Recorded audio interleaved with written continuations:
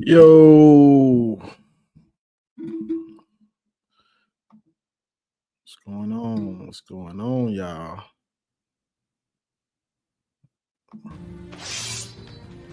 The king in the north! The king in the north!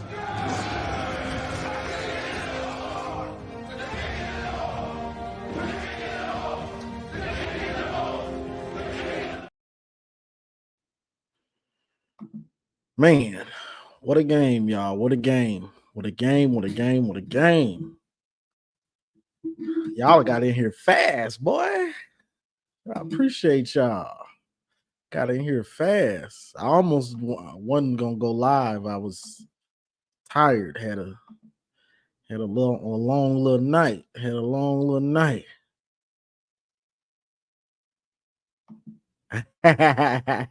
What up, Antoine? Yeah, had a long little night, y'all. But man, that's what I'm talking about. That's what I'm talking about. When you play, when you football, people want football to be something magical with the passing game, but some things in football don't change if you can execute them. That's great defense. That's great defense. That's running the ball, playing ball control, and not turning it over. It don't change.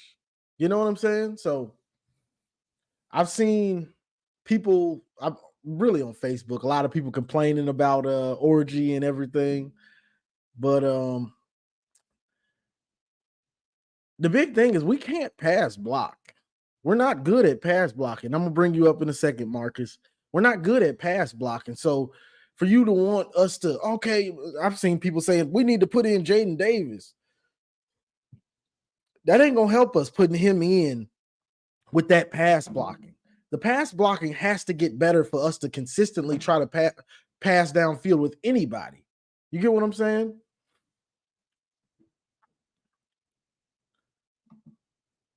Let's see. I'm gonna bring you up, Marcus. What's up, Yo, J.O.? what's going on? Man, I tell you, man, me and my family, we went on the trip, man, Wednesday, and I got back Saturday, so I was like nervous. I was like, I'm gonna look at the game, see what's going on. So I was in flight from Orlando to Atlanta, so touchdown to Orlando, look at the game. Said, oh, we up 14, and I was like, okay, I'm feeling pretty good, feeling myself, still kind of skeptical a little bit. I said, okay, let's keep it going.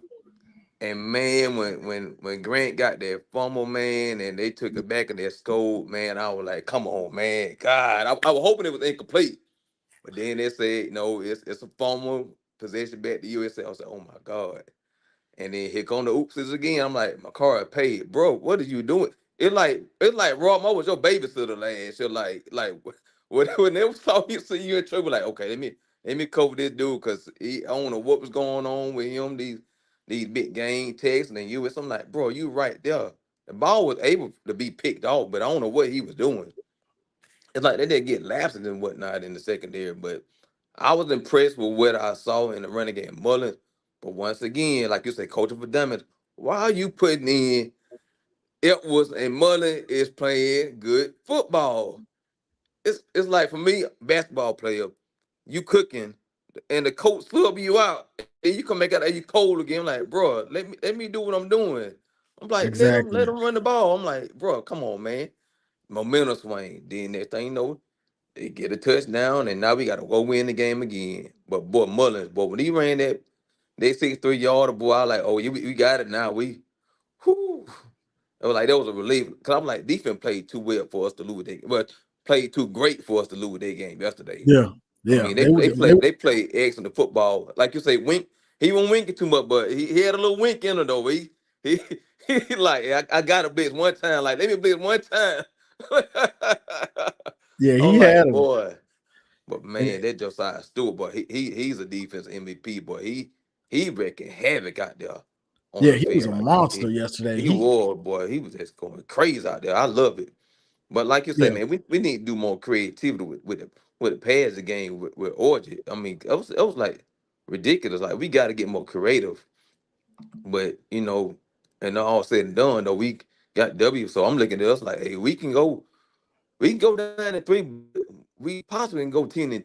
It just depends on how it look moving forward, especially in the secondary. The defense, that's a learning adjustment. But Barham, man, I don't know what to say about him, man. They 63-yard play. I'm like, I don't know what hole he was peeping in, but if he had to feed that hole, got over the top, that would have been maybe a 8 to 10-yard game at worst.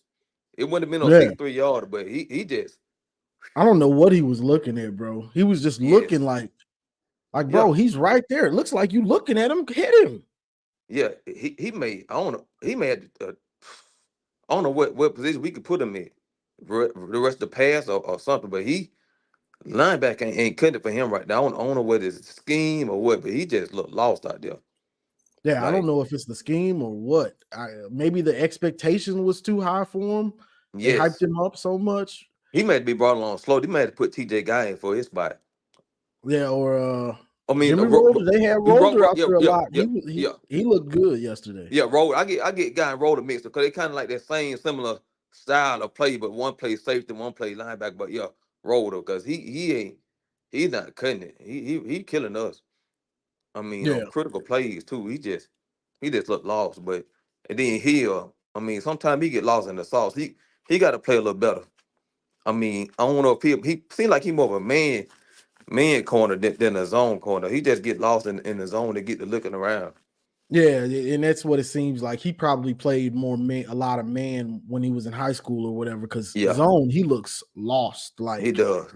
But you can see why they like him. Because he does Yeah, show flashes though. he does. He does. It's Big just time. not consistent yet. When he sees when he's on in a cover 3 and Yeah. there's multiple routes over there, that boy is confused. Like, oh, should I Yeah. take him? Should I stay Yeah. underneath with this? You can see it. He definitely. Will Johnson played big too, but I hate Will keep getting banged up, man. That's my only concern with him. He gets banged up. I think he got hurt when that running back ran him over on us. That's when I think he got hurt because I He think probably did. I don't know if it was shoulder. I think it might have been shoulder or something, but I think it's a shoulder injury. Hopefully, it ain't too bad. But he went out after that play not too long after that. But I'm thinking it's maybe a shoulder, maybe. I don't think it's too bad, but I just think he just, need a little breather, and they took him out the game. But I hope he come back healthy. I'll see him next week though. If he's not 100%, but I don't think he'll Yeah, be yeah. You 100% the need whole him for season. them. You need him for those big games for sure. Because I think we can do something with the pass again, just a little bit. Because they gotta have something. I mean, you can't tell me they can't create a package for him to be successful throwing the football Oh at yeah. least 10 to 12 times a game. I'm like, he's able to complete some passes. And those routes that they're running, that route tree, most of them were like 2-man routes. You Yeah, you making got to it put another man easy. out there.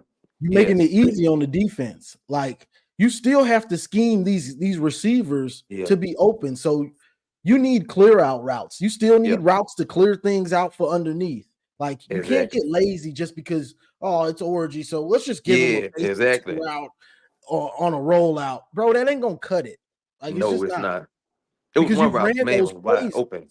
Yes, Those are the yes. only plays you've ran for him. So the defense knows about them now. Man, there was one play, boy. The receiver was first, and he was wide open, but he just had to flush the pocket.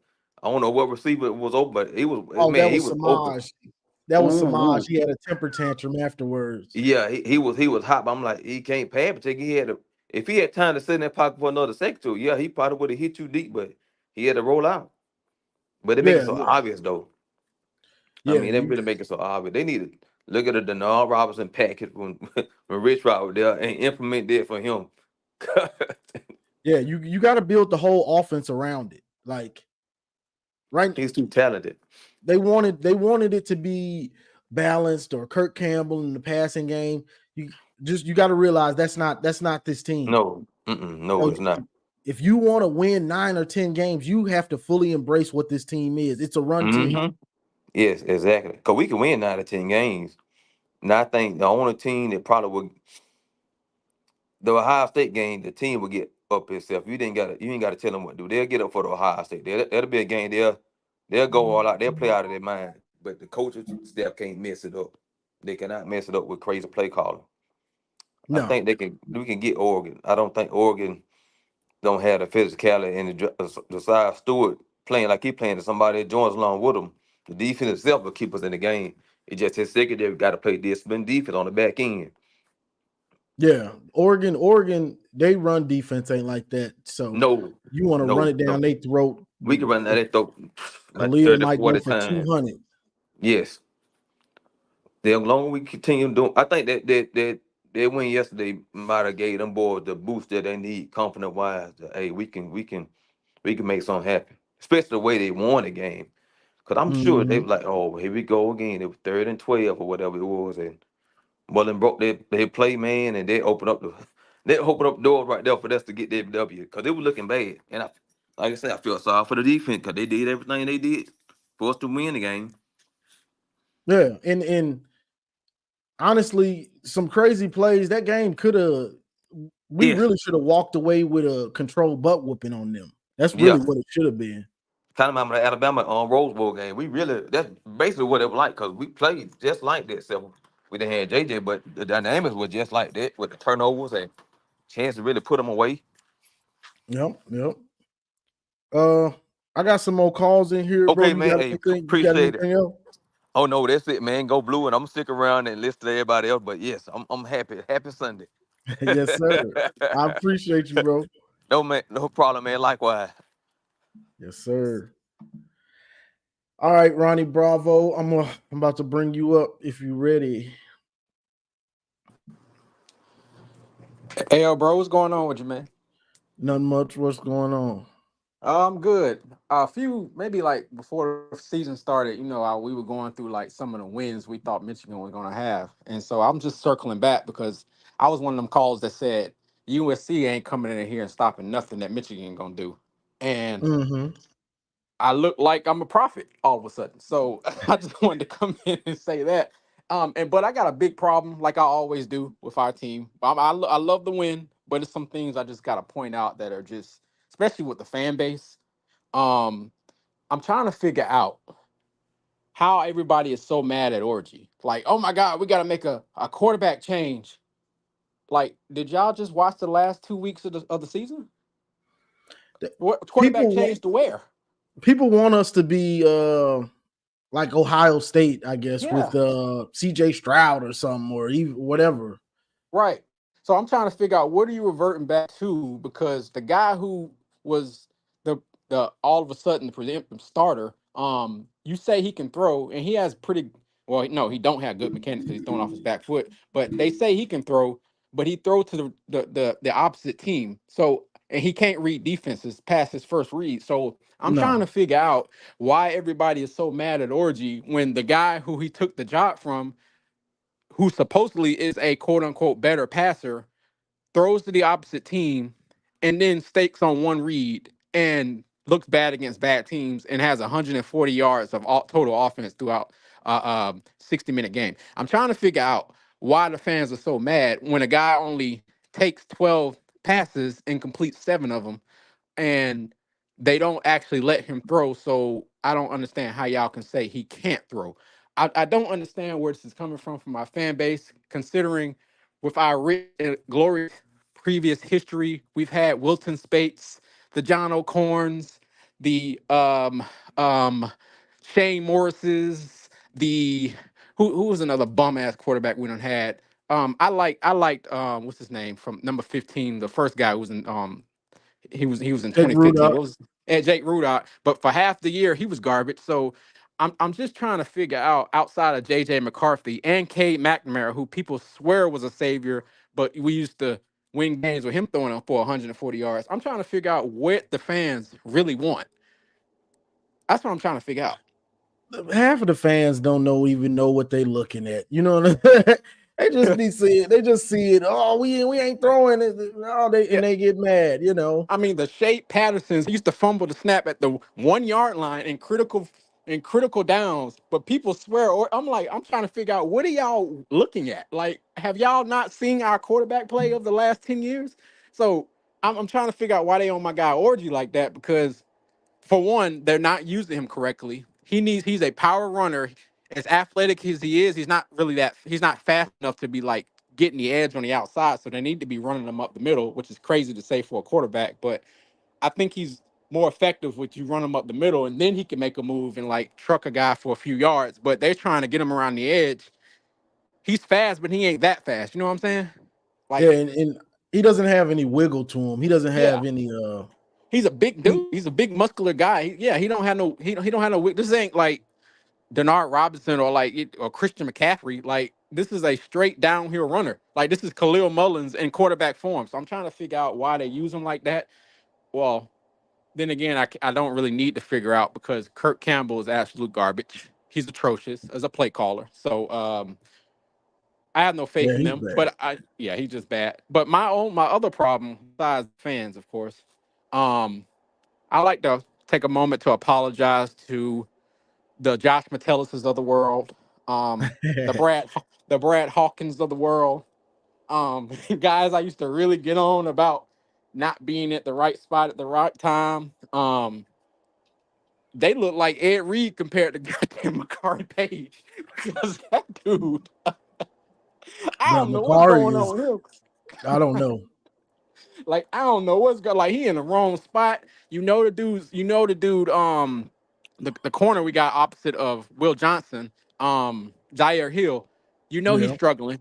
Which he had a pretty decent game yesterday compared to how he was the last 2 weeks. I would say that was definitely an improvement. Yeah, But he showed some some of those, flashes. yeah, he definitely shows flashes, so I can see what the coach is seeing him. But you got to get over there. So why are you like? And part of that is Wink Martindale. But why are you not late? He seems to always be late, like a second too late where he's supposed to Hmm. be. It's like he's not confident in what he's trying to do. Like Right. And when you're and confident, you just go. Like you're not, oh, I don't want to get too far over and I don't want no, just go. Just go. yeah, and it's crazy because we're talking about a senior here who's played a lot Yeah. of football. He's been a starter for what, 3 years now? Yeah. I haven't seen him in this many bad touchdown plays in a ever, really, honestly. Right. Well, it's amazing what Rod Moore can do for you, because they and what Will Johnson could do for you, because they used to line him up on the side of Will Johnson. Now with Rod gone, they lining him up on the opposite side, so it's kind of exposing him a little bit. You know what I'm saying? Hmm. So it's that is a big problem for me. So I apologize to the Josh Metellises of the world and the Brad Hawkins of the world, because he just looks absolutely atrocious. I've already stated my piece on Jay Sean Barham. Um, Maybe they need to just line him up on edge or something. But then Yep. again, I have Yep. no faith in that, because he has a straight line to the quarterback and he tackling air. So I can't really say if he can rush the passer either. That was wild. I don't know what he doing. You hitting the tackle and you got a free line to the quarterback. That could have been the easiest sack you ever had in your career. But hey, at least he looks the part, I guess. So They may need to um, start, like somebody said, Hillman is starting to look good. They may need to put Hillman over there in yeah, Brandon certain Hillman. Yeah, situations for Macari. right. Yeah. Like, so I mean, it's a couple. I mean, I don't want to like harp on the bad stuff when we just had a big win, but it's just some of this stuff is just elementary. And if I can see it, I'm trying to figure out why the coaches can't see it. That's just how I feel That's what about I'm that. always thinking, and the season ain't over, you know. Only time I let go of the bad stuff is after we done won the championship or after the Big Right. Ten championship when we get a break. But you have to still fix this stuff because the season's not over. Like, yeah, we won, but Yeah, these are things that can get you beat in other games. You know what I'm saying? absolutely, absolutely. And I'm glad we got to see. A lot of people were complaining that Marlon Klein doesn't get a lot of looks. Well, I mean, he got a few yesterday and he didn't deliver on any of them. So um, I don't know what it is. Maybe it was just how they're scheming him open, or trying to scheme him open. But he didn't really impress me. He impressed me in the run game, though. I give him that. He opened up some big holes. But Mm-hmm. to be that fast is what the people, quote unquote, are saying. I would think he would be burning some of them guys, but he didn't. Um, but they'll put that on Orgy, of course. So can't really. Oh yeah, the lazy fans. They just gonna if it's an incompletion, they just gonna put it on Orgy. Yeah, of course. I mean, it's a guy right in his face because the right tackle is getting beat about 90 of the snaps, and they Yeah, won't replace him. But you expect Orgy to you know, he got to be Kyler Murray, get around the guy and do a little twist, a little dance, and then throw it on a pinpoint dime. I mean, what do you want him to do if the right tackle's on his butt on every single play? I'm trying to figure this out. exactly. And the few pass plays we tried in the pocket, Orgy was running for his life a lot of them Yeah. times. Like he made a dude miss a couple times, made two dudes miss another time. It's like, bro, we can't pass block good enough to be talking about, man, we need to throw downfield. If we had a passing game, no. Right. If we had pass blocking, that comes first. Absolutely. And he made, to me, though his stat line, it wasn't great or anything. It's nothing to, you know, beat your chest about. He made good decisions though, because had Yeah, that yeah, been the he did. quarterback, had that been the quarterback we've had the last two games, with that pressure, he would have threw it off his back foot and it's going the other way. We would have lost that game. You So I'm know he trying to would have figure out. threw it up for grabs. Yeah, he would have threw it. At least Orgy tried to step up and make a read. This dude would throw it off his back foot on triple coverage. Start Yep. Davis Warren. Y'all gotta be out y'all mind. You got anything else, bro? I got two more people in the Yeah, little yeah, in the that's it, bro. call. I just wanted to chop it up for you a bit. Appreciate you for everything you do, man, for the community. Yes, sir. Appreciate you, bro. No problem. Yes, sir. That was a good one. I got Brad. You up? My bad, Ora. I clicked the wrong, but come on. What's up with my brother? What's up, bro? Hey, once again appreciate you for opening up this live, man, for I can get what I got to say off. And it's pretty much the exact same thing that everybody's going to be discussing. But for me personally, and everybody's already been saying this, but you don't really get an understanding until you actually see it on the field. We are most definitely not the same team that we were last year. And I'm like, yeah, this is totally different. But first and foremost, I'm happy we won. Like, I ain't gonna get on here and complain about what things it is, but I'm happy we won. I do believe this is gonna give us the confidence and get a team the confidence that that they need going forward. So super excited about that. My only thing is, which my other brother, he that was just on here, he kind of pointed it out already. So I'm kind of repeating what he's saying. I do not like the Kurt Campbell. Like, I feel like I'm fed up with him. I'm praying, bro. I'm praying that he can be a one and done on there. So that he's frustrating me. For all the fans, once again, as well, that are complaining about Alex Orgy, I'm starting to, and forgive me because I know you got a wide range of people that follow you, Johnny. But it's starting to. I don't want to pull a race card, but it's starting to seem low key that way, But I ain't gonna go there. But if you're complaining about Orgy, because people still want the one dude to still start, you are out of your mind. One thing I can say about Alex Orgy, he held his composure. Like, he was composed, like he wasn't shook. Could he have played better? Absolutely, but it couldn't get no work. It couldn't.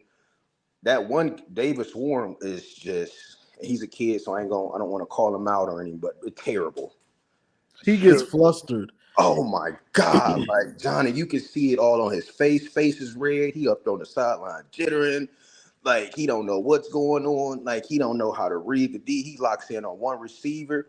And then here, check this out. We won this game without having our best pass person out there, which was Loveland. Yeah. So, and so you get what I'm saying? So that was like, okay, we won. And once again, Orgy did his thing. Wink did better.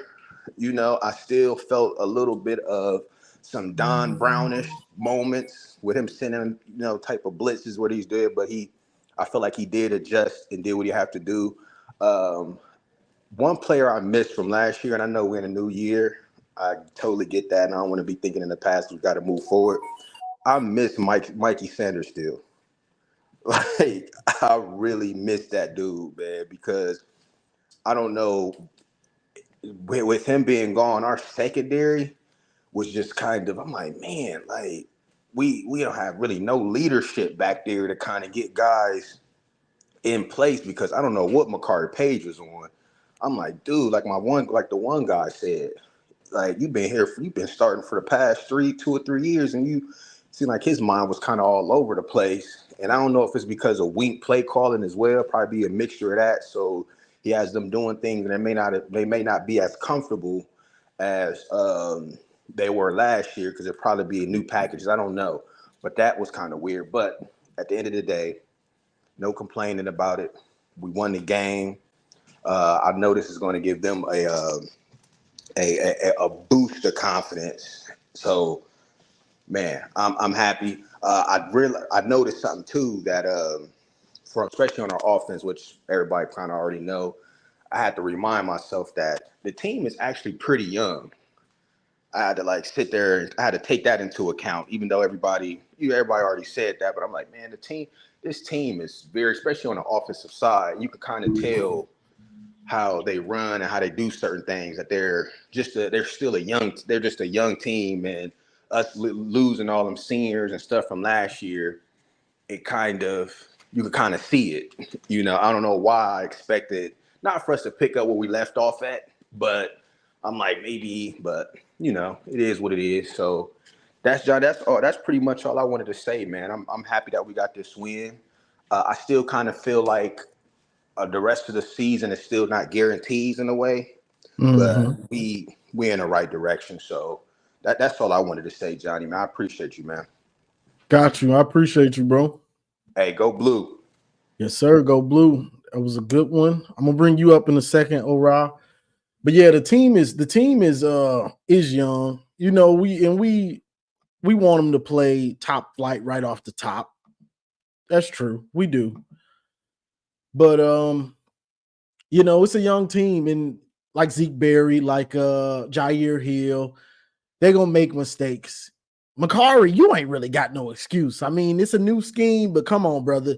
You're supposed to be the rock. We need you to be the rock for the secondary. You know what I'm saying? So that's a little that hurts a little bit because we expect you, Makari. You've been a 3-year starter and you've been around. Like, you got to play better, bro. Like, you have to, If not, I don't see the reason to not try somebody else in that spot a little bit more. Because Hillman is starting to flash to me. I think Hillman is starting to flash. And one thing about it, he looks the part. Like, he's tall and he's yoked a little bit. He ain't just tall and skinny like Makari. Half the battle for me is I want you to look the part. Yeah, he looked like he ready to knock somebody out and get, last thing, and I'm about to bring you up, Ora. Football is so funny. On that strip sack, Kenneth Grant picks it up right before Hillman is about to pick it up. If Hillman picks up that ball, it's probably a touchdown, or we're at least in field goal range. It's not likely he's gonna get stripped like Kenneth, but Kenneth picked it up and then he got it taken from him, which in turn made the game closer. But this close from Hillman picking up that ball, and he might score. You get what I'm saying? Football is a game of inches, even on something like that. Your own teammate picking up the ball, but who knows? He's gonna fumble 2 seconds later. You know what I'm saying? Let me read this super chat real quick, and I'm gonna bring you up, Ora. Oh, there we go. Whoa. Appreciate the $4.99 super chat, Zulu King, Shaka Zulu. Yes, sir. As the season goes, do you see a pass game with Orji? I think there's something there, but they have to have the creativity and imagination and the trust in him to sometimes just call a regular pass and play. You know what I'm saying? Not like a comeback, not like a timing route, but some slants. Like, he can't throw a slant. Come on. Like, is he? I don't think he's that bad at throwing where he can't throw a slant. Like, you set it up. Like, yeah, that's just me. Maybe it ain't. What's up, bro? Yo, Johnny, what's up, man? Can you hear me? Yeah, I hear you. Yo, go blue. Yeah, so I was at that game yesterday. I don't live in Michigan anymore, but I just happened to be in town, and someone told me to go to that game, man. I just like had to do it. And man, like I'll say this, I'm gonna start with the positives. All right, like of the all the games this season, this is the one I wanted to win the most because whatever happens with Ohio State this year happens. We got a national championship, we got three in a row. That rivalry is gonna go back and forth. But I did not want to lose to these California dudes first Mhm. year in the Big Ten to open up the Big Ten season, have them come out here and beat us. Like I could not. I don't think I could handle that. But we held it down, and so I feel good. I feel good about the season. I said last time I talked to you that if we have four huge games, right? We have Texas, USC, Oregon, and Ohio State. If we split that and do what we need to do with the other teams, we can make the playoffs. Yep, yep. That's That was still possible. That's still possible. But we have to just tighten it up a little bit. Like the defense, you're right. The defense is coming along, but that defense what that defense is missing is not skill set, it's leadership. And everybody here, like everyone's talked about it. Like we miss Rod Moore. Rod Moore, not only was he an excellent player, but he was a leader of that secondary.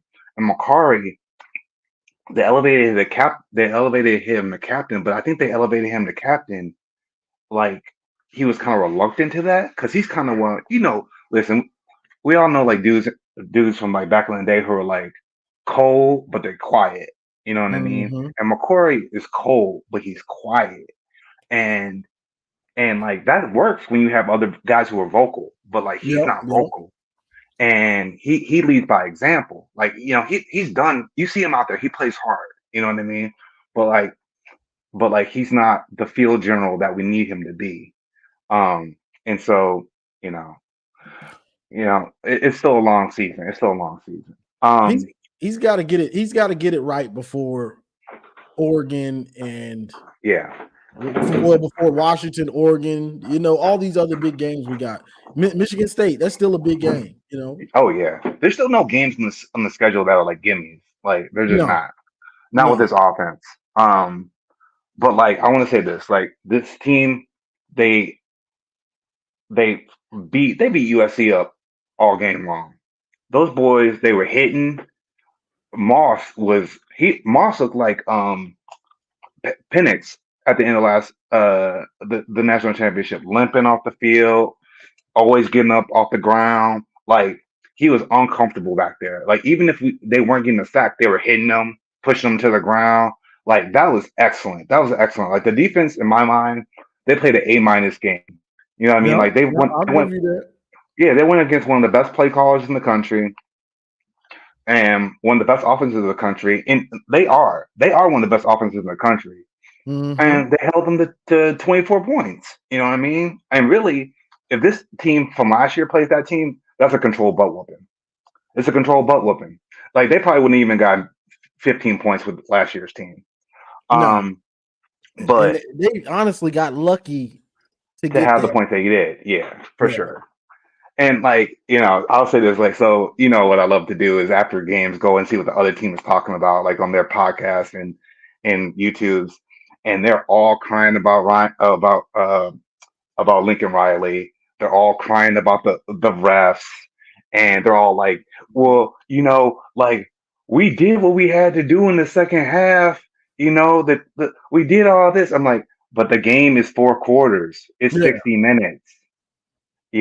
And like, and that's brings me to my next point is that this team, for all their flaws, like the players on both sides, USC and Michigan, left it out on the field.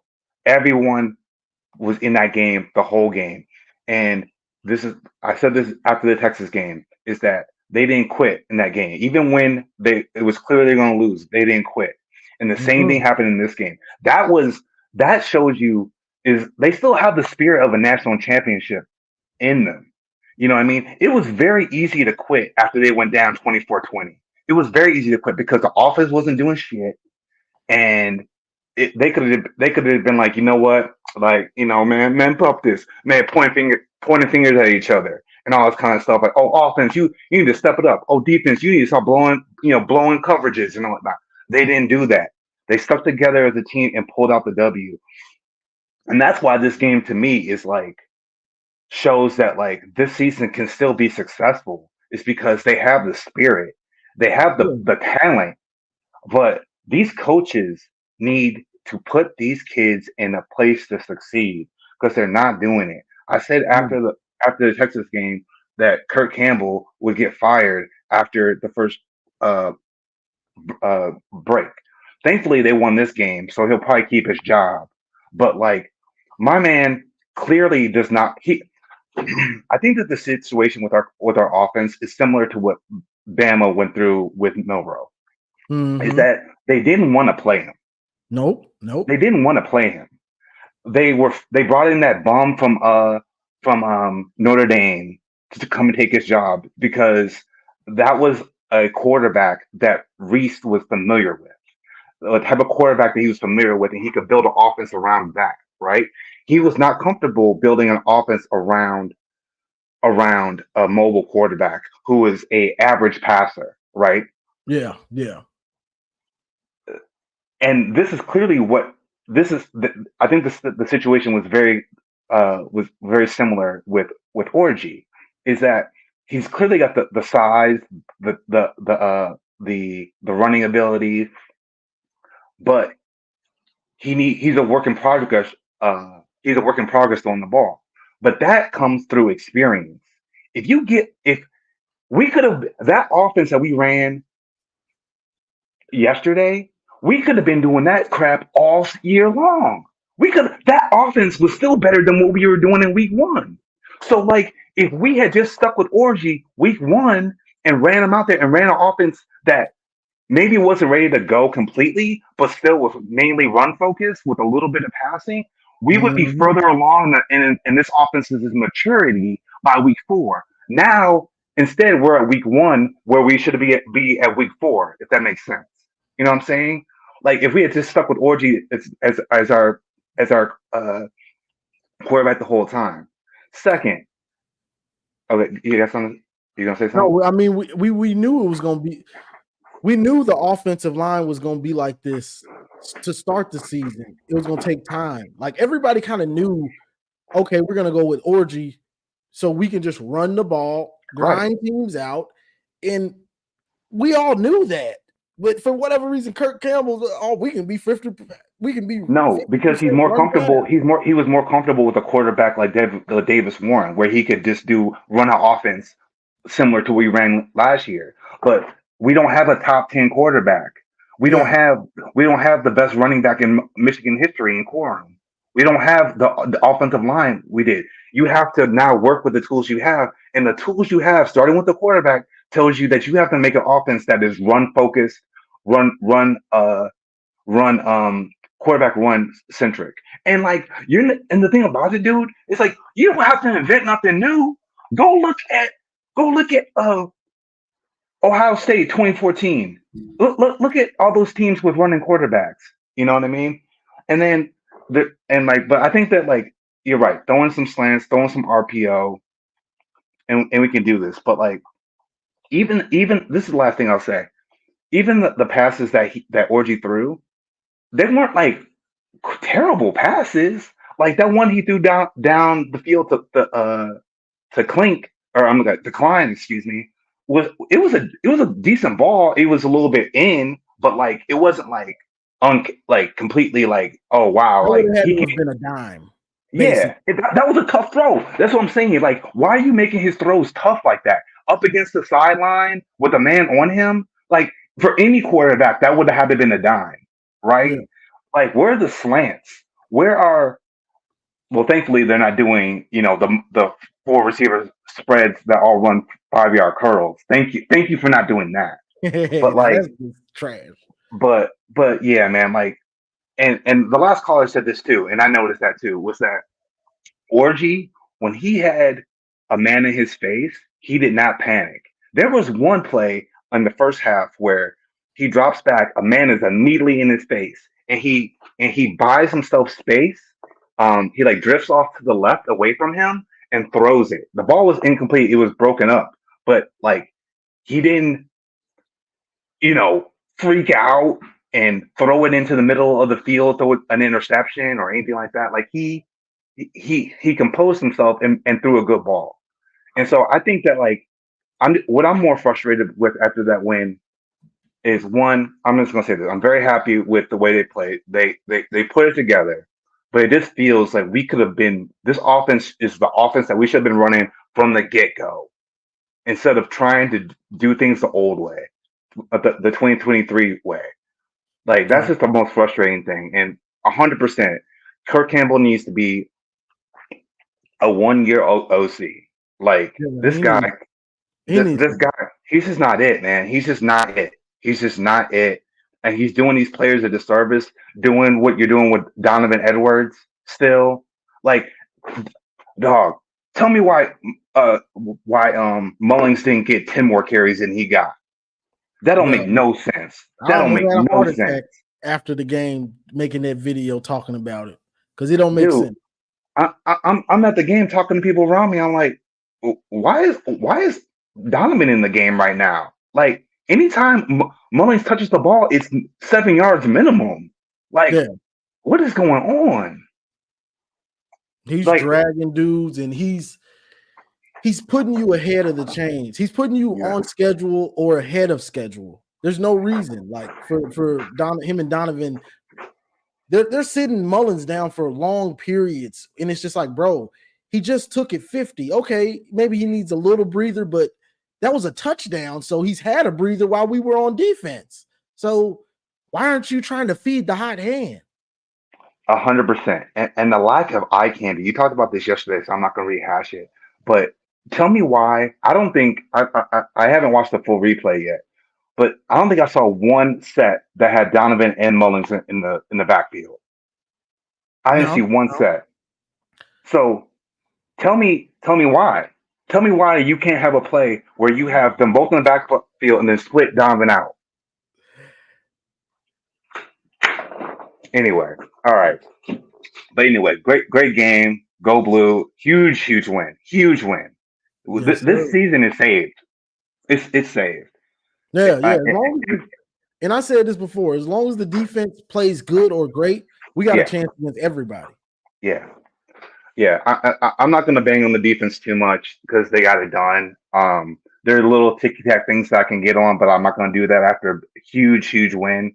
I will say this about USC fans is that they, at the game, when their team took the lead, all of a sudden they got loud. But as soon, all of a sudden they got loud. But then when we got back, it was real quiet.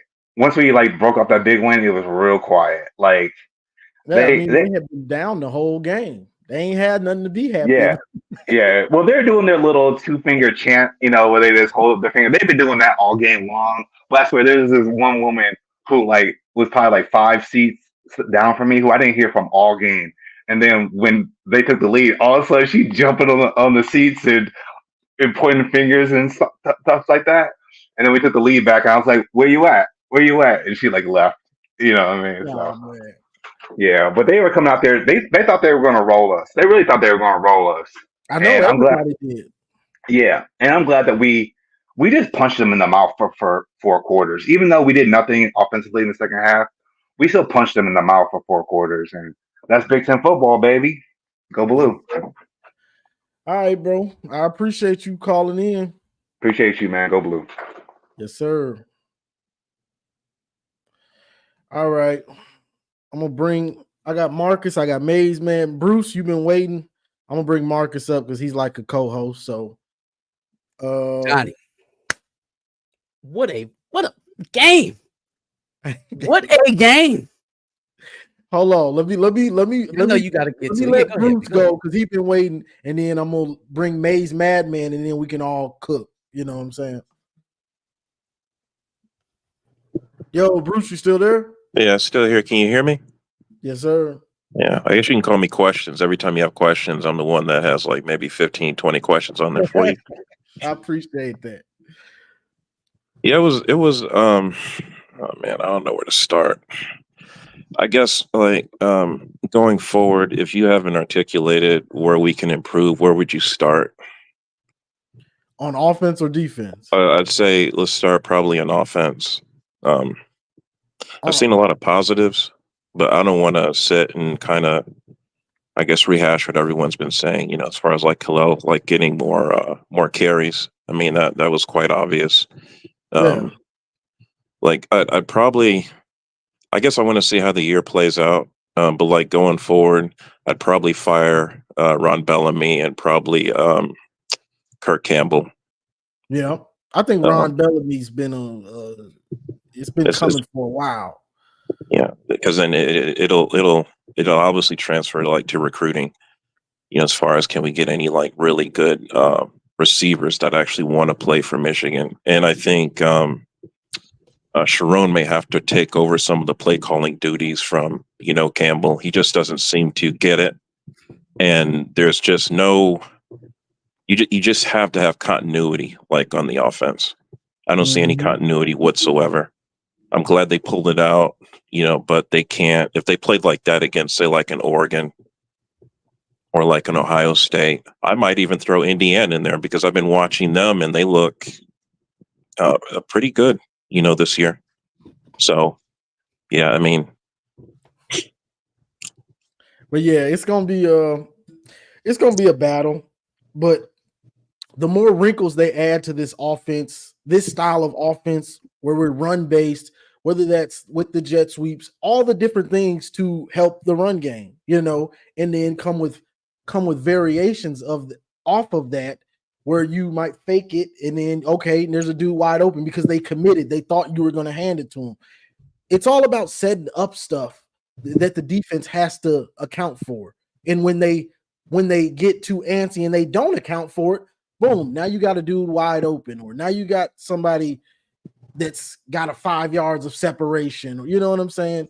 So it's all about setting things up, and they don't seem to do a lot of variations, and there's no creativity to it. So it makes it obvious. It's like, well, we running it at y'all. Y'all know we running it. We don't think you can stop it. Thank Lord they couldn't stop Khalil on that 65-yard run, basically. What gets me is that, if it was Ohio State or Alabama, they would have been gone. Campbell would have been gone. I think that's the standard that Ohio State has. That's if you had to make a distinction between Ohio State and say like what we do, you keep them around because they're so-called, Michigan men, like Bellamy, and yet they're not. The results don't translate, say, like on the field. And if you watch the Chargers play, they may have lost today, but if you look at Minter's defense with the Chargers, prior to today, 2 games, they only gave up like 13 points. Man, they just gave up 20 today. Yeah, that ain't a lot. Yeah, I mean, and I don't know. I mean, it's with Campbell. Would you do what Ryan Day did with wide receiver coach Hartline, and maybe take the play calling duties away from him and leave him in place as the position coach? Because he's getting it done on the recruiting trail. Absolutely. Brady Absolutely. He's not, I don't know what it is. He's not getting it done. I mean, you look at this game, the players won this game. Oh, absolutely. Khalil won this game. The defense game, my game balls I gave out was to the entire defense, Tommy Doman and Wink. Because as much flack as he had been getting, man, if we don't have him, if we don't have the defense this game, I mean, we really leveraged them. I felt like we did the things that we said that they needed to do to be successful versus USC. But at times with Kurt, it felt like he was in survival mode. It felt like he was like, I just don't want to mess it up. I just don't want to mess it up, which still says something to me about your confidence in your guy. He's your guy now. Like, we just beat USC with him. He's your guy. Yeah, so, I think you guys are going back and forth last week. Yeah. I think Johnny was blaming I think he held the players accountable. You were holding the coaches accountable, or vice versa. Like, everybody's accountable. Yeah. And they're going back and forth. I'm saying, like, it was a lot of blame to go around for the last couple of weeks. When the team playing bad, boy, we'll turn on each other fast. Yeah, as far as This is yeah, as far as Wink, it's like it's either complex or complicated. Under Mentor, like you said, either you, Johnny, or you mentioned that you just stick with your base defense, and then even McDonald, his first year there, he focused on just the fundamentals, and then he just did installs. Mm-hmm. Once you have your fundamentals, once you establish those, once you understand what your job is, then he started installing. Like last couple of games, I mean, those kids just look confused. Lack of communication, not lined up. I mean, it's just I'm sitting there watching it. This is not what Mentor was doing. And like I said, if Wink didn't have much of an ego, he would call Mentor and ask him, what exactly did you leave in place? Yeah, get past your ego. Do that on a regular, anyways. I think they Does use their trick. Well, I don't know specifically about him, but I'm saying coaches. That's part of your greatest resource as a coach is having somebody to add to what you already know to help you get through big games. I don't think that McDonald and Mentor just one man showed the defense the entire way through in their times here. They probably called on guys and got takes. We already know from the investigations into the whole sign stealing things that the analysts meet up and talk every Sunday and trade stuff too. So that kind of transfer of information does help. And like you said, I hope he isn't as cued into his ego that he wouldn't listen. This game, I did see him. There was a lot more play 4, drop 8. I didn't even love him going so far as to max protect and only send 3 a few times. I didn't think we needed to go. We need to go that far. But he showed more balance this game. This was a night and day performance for me between this and the Texas game. That's why I was so encouraged, because I felt like this was going to be a tell to whether or not we could actually compete. The defense is the best thing we can roll out from this team right now. And if we can't play with elite teams, if we can't leverage our defense versus other good offenses, it's going to be a long season. He proved that they're capable of doing it in this game. They got to keep building on that. So do you both think that this is sustainable? Because one has to sustain. Yeah. If the offense isn't complementary, I think like Johnny said when he was in his car, if the game slowed down for Orji, if it slowed down for him, and even if he was like at 55, 60%, this is like an 11-1 team. You just have to account for him running along with Mullings. But if you don't have that, if you have like 32 passing yards, I just don't think it's sustainable. Man, I think the defense is gonna. They can hold them off for like 3 quarters, but I mean, it's like I don't know, honestly. I might be a weird guy. I may be a weird guy. I love the fact that we were able to get this done with 32 passing yards, because let me put it in a different perspective. This is essentially Alex Orji's first real game time. Okay. Like he's played. We've seen him in spot duty. This is the first time that the offense was his, right? Went 9 of 12, 32 yards, nothing impressive. He didn't turn the ball over. When they were baiting him into making a throw that he shouldn't have on a flea flicker, he tucks it down and gets 4. He's making good decisions, even though he's not there yet mentally, right? He's not there. So if you can win a game where only thing you have to ask from your guy is don't turn it over, and the other parts of your team can carry that, he's only going to continue to get better. Theoretically speaking, he should only get better from this point. Yeah, that's a good point too. That's a very good point. That's a really good point. If we can beat USC now with him throwing for 32 yards, what are we going to be able to do versus Minnesota next week? And then Oregon, and then Indiana, and then Illinois. What are we going to be able to do versus those teams who don't tout an offense like USC's, who don't have that, who can't go 90 yards in 30 seconds? One blip I've seen in Ohio State's game when they're playing Marshall. I mean, they drove right down the field running the ball. Marshall, hey, first of all, Y'all tune in with us at 11 on the kickoff show, because I said Marshall was going to give them problems. It just felt weird where they were setting it up, but they gave it away too early. They made too many mistakes. Do you got anything else, Bruce? No. I don't want to talk too long. Give someone else, time to talk. But it was good talking to you guys. Appreciate yes, sir. you, I appreciate you, bro. Yeah, keep up the good work. Thank you. Yes, sir. Will do.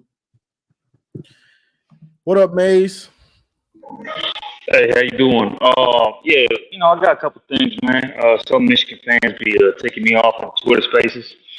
They dogging on Orji for not doing nothing special. I'm like, this guy hasn't started since high school. His first starts against the top 12 team. He doesn't have Coastal Loveland. The right tackle can't pass block to save his life, and he did what he was asked to do.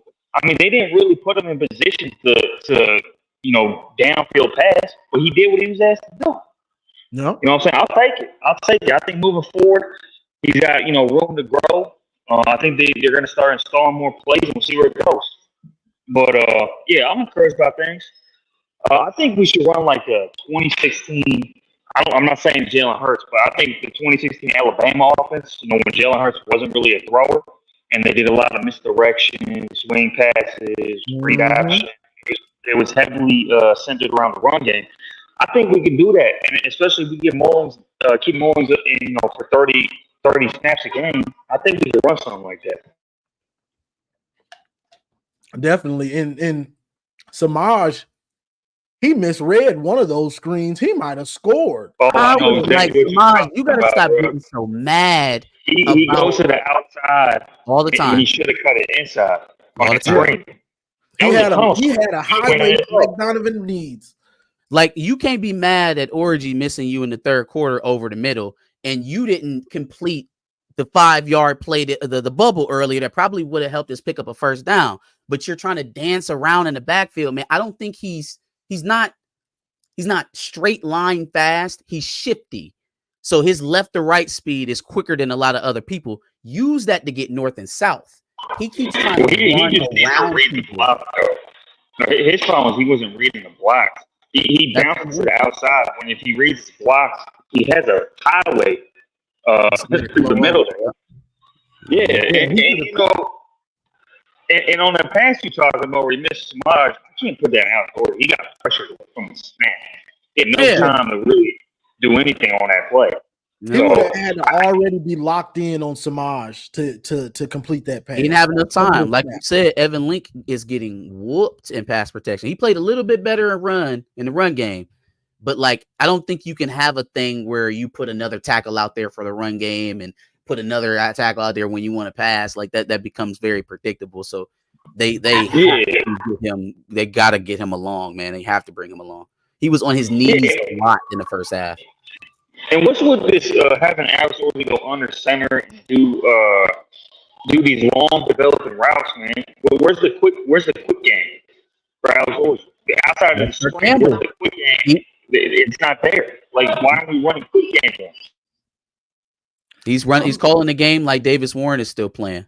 It's just they have a few instances every drive where they're going to lean QB run. They'll do QB power. They'll put a read on one of the duos or the counters. But like in passing concepts, he's calling the same passing plays that he called for Davis Warren. Yeah, it don't make sense, man. And I'll tell you this, man. I was almost going to ask for the whole coaching staff to be fired. If we would have watched that game after the Edwards fumble, because I went through the play chart. I don't think Mullins got a carry in the second half until that final drive. Bro, I don't know what's going on. He didn't. I'm pretty sure. Many. He didn't get many. I don't think he got one carry till that final drive of the second half. Because they both got a drive before Donovan fumbled. They both at least got a drive because they went 3 and out with Mullins on one of those drives. They went straight 3 and out. 3 plays, kicked the ball right back. Even if he got, I don't think he did, but let's say he got like 1 or 2 carries. Edwards got the bulk of those carries in the third quarter and half the fourth quarter. And I'm not kidding you, bro. I was going to go on Twitter, but hey, this coach said me to be fired because that's malpractice at that point.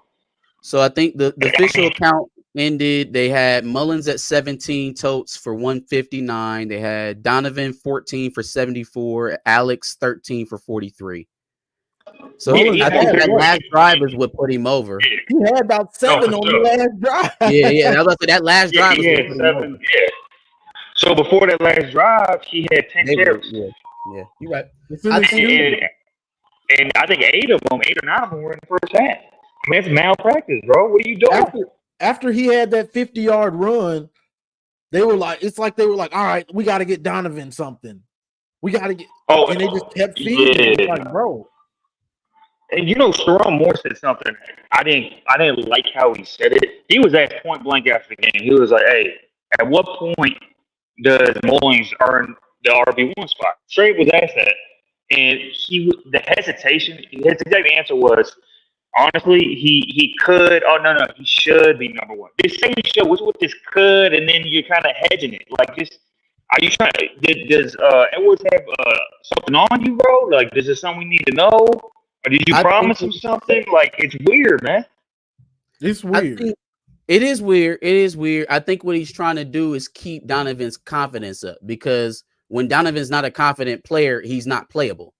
If he's not confident, he's not. No. Like, I understand we want Mullins to get the bulk load of carries. I agree. We're there. That's where we are in the season. He should be getting it 25 times a game, toting it, running it. You don't want Donovan to go completely in the tank like he did last year, because as good as Mullins is, I don't think he's Blake Corum. You think he's Blake Corum? Well, Blake Corum's the GOAT of Michigan running backs. Right. Thank you. But I'll tell you this right now. If our thing is running the ball right now, I think he's better than his song. I think Mullins is the most underrated running back in the country. He has everything. He does everything A+.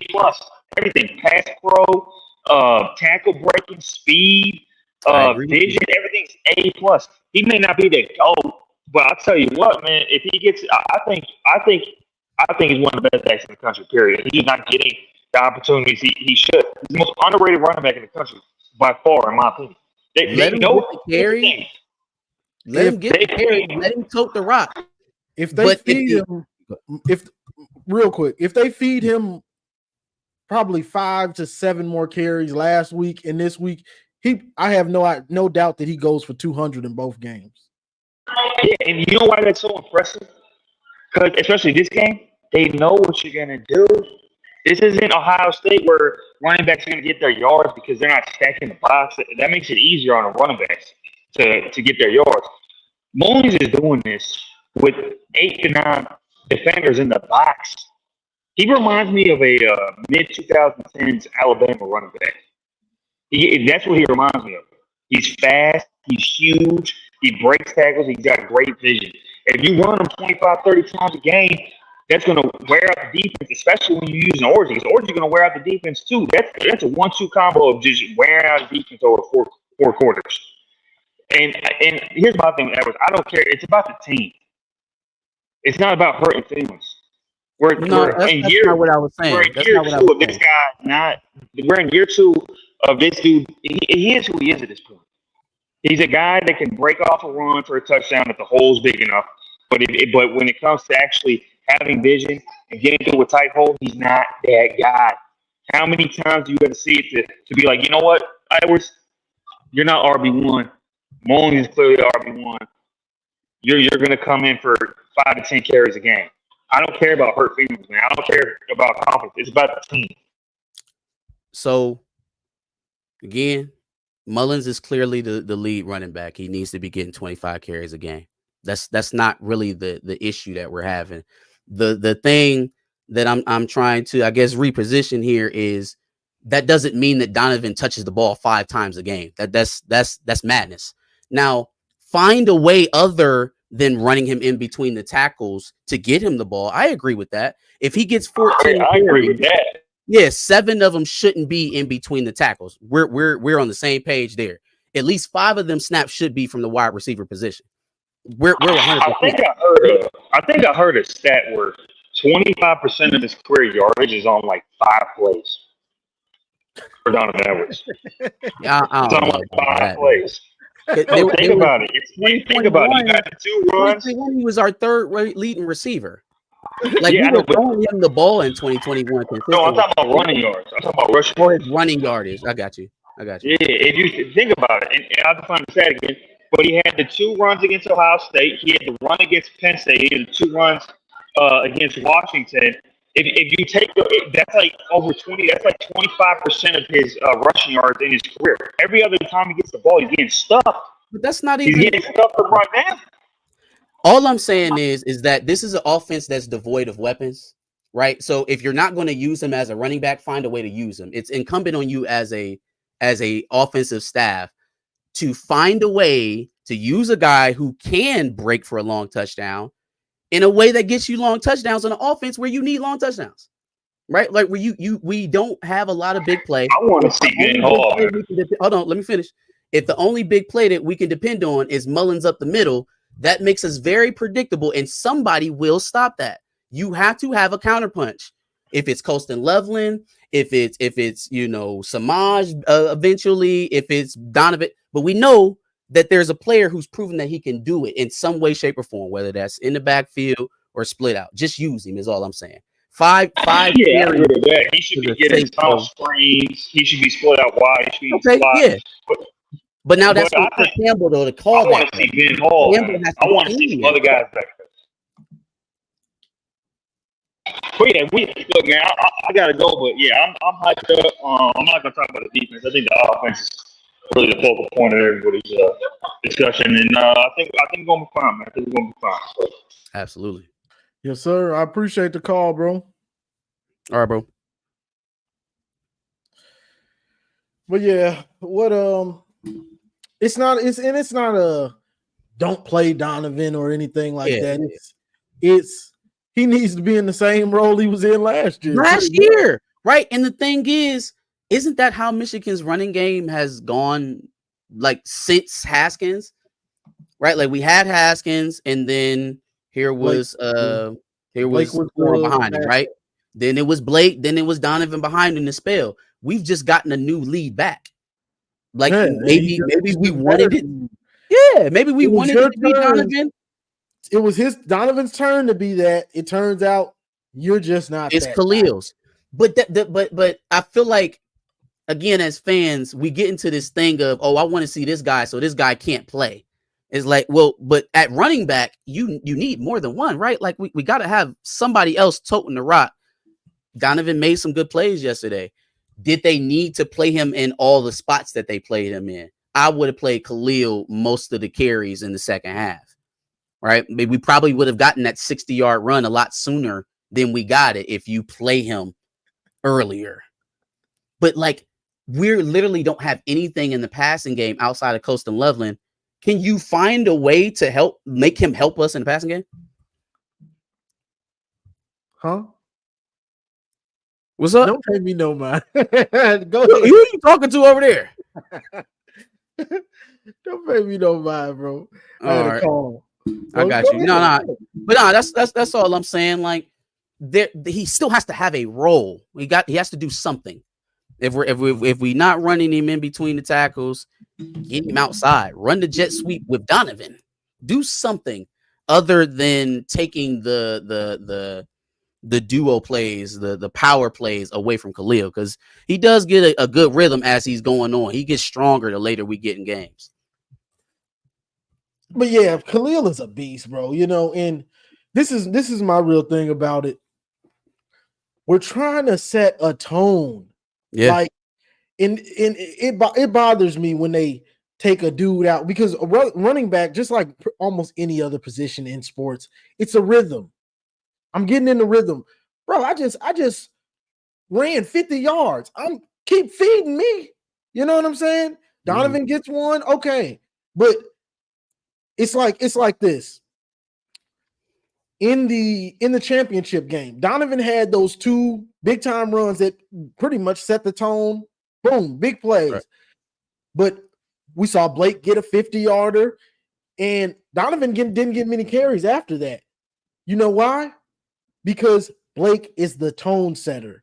Yeah, Donovan had the big plays, but Blake is the every down tone setter. Right. Yeah. So you have to put them in these categories, because now if Donovan ran like Khalil, then it'd be like, all right, let him tote the rock. let them both. It's whoever the hot hand is, right? Like it's not a bad thing for Donovan not to be the starter. Okay, that just means he's not getting the lion's share of the carries. We got other problems to fix, fam. Like we got other things to do. But I feel like with Khalil being the type of back he is, doing what they want to do on offense, staying ahead of the chains, we can't afford so much of the shifty, get caught behind the line, tripped up by your ankles that you have to deal with Donovan in between big runs. Consistent runs, exactly. Khalil Mullins, you want to bust something big, get outside, throw a pass downfield, then maybe you use Donovan in that aspect. But I'm not completely tanking him and saying give him the ball 5 times a game. I don't think he'd be injured. Got football head or Hey Arnold. We saw Haskins. Talking about Khalil? Yeah, no, yeah. He can carry that. He could have took. You don't think he could have took 8 more carries on Saturday? Remember when Blake got hurt 2021? Haskins against Penn State and Ohio State and Michigan, all of them. Yeah. Yep. He put the offense on his back. These dudes can carry that rock, and they want to. Don't get it twisted. They want them carries. You know what I'm saying? Do I want to be on the sideline watching Donovan get carries, or do I want the carries? Yeah, I want the carries. You know it is what it is. Like you said, like the last caller said, it's not a popularity contest. That's not what I was trying to get at. But a offensive weapon like Donovan, a guy who can do what we've seen him do in as many games as we've seen him do it, I'm going to keep trying for that every game. I want the potential of that to happen every game. You only get that from playing them. Now, what capacity you play him in, that's on the offensive coordinator. You have to put that on Kirk Campbell. Yeah, he 10 carries. I think he needs about 10 carries and probably 5 routes, 5 coming out the backfield running routes. You know, let me read this, and we got some more callers. Sure.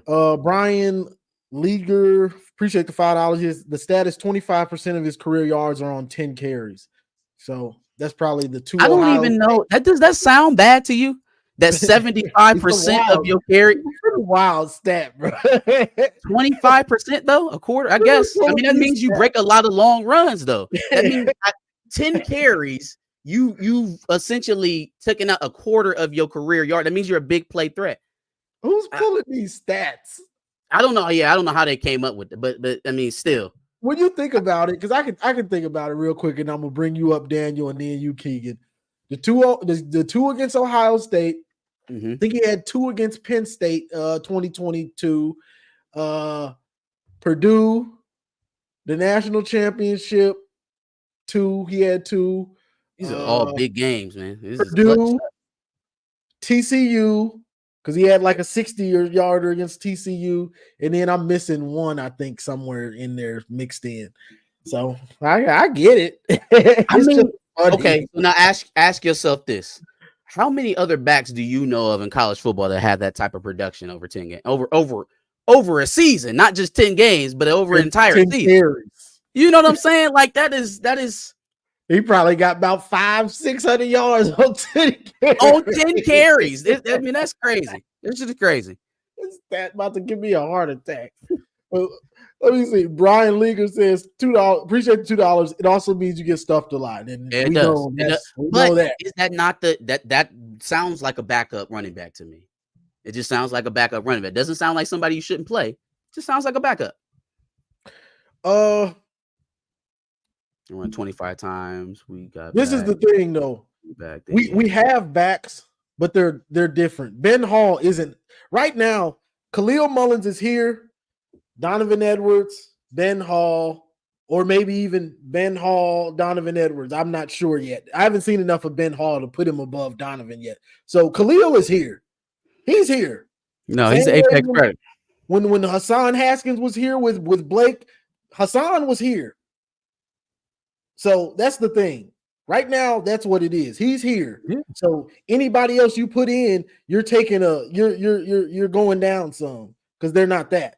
You get what I'm saying? So yeah, that's the thing. in big games, it matters. You know, when we played some of these other teams, it won't matter as much. But big games in the style of offense we're trying to run, it matters. You know, you got to be the margin for error for the offense that we're going to be running it's pretty slim. You get what I'm saying? Like you ain't got a big margin for error.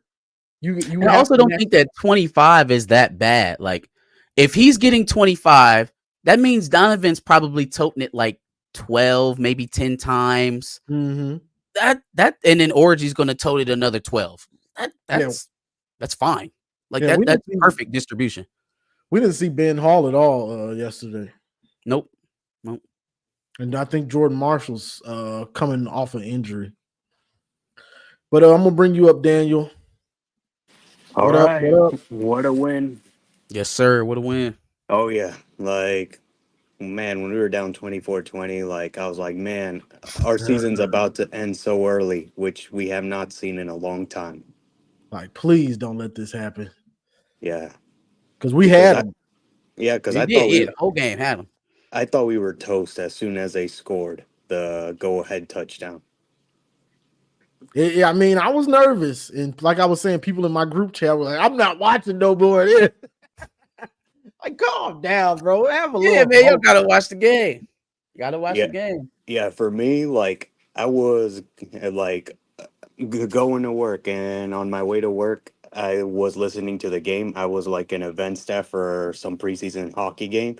And as soon as I was getting to my post, I saw on the TV they scored. I was thinking about, oh man, maybe I should not watch. But man, I could not help myself. So I took glimpses on my phone. And as soon as I saw the glimpse of a game-winning touchdown, I was like, yes, all relieved. Yeah, man, that was definitely a heart wrencher. I had some choice words for the team after they gave up that score, and it got quiet as hell in the stadium too. It was just one of them moments you felt like, all right, this is when the dam finally breaks. The defense couldn't keep it up for that long, yeah, and then all of a sudden they come back out doing the same old stuff. What really scared me is that we had that quick 3 and out after they scored because we ended up getting the ball back, and that's when Khalil went down the field. When we kicked again with 4 minutes left, I'm like, oh, y'all for real. Y'all just going to lay down and just take it. And that's why I got so mad at Kirk Campbell, because it was like, all right, at some point, I'm going to say, screw it. We're not just going to let you suffocate us into taking the lead back. We got to do something. And he was completely content with letting that game slip away through his fingers until Khalil Mullins said, Yeah.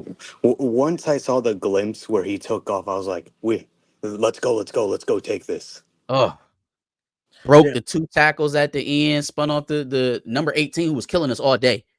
Kate Team was killing us all day. Yeah. And on that first and goal, like on the goal line, when we threw an incomplete pass, I was thinking in my mind, we just wasted a down. Yeah, me too. Great point.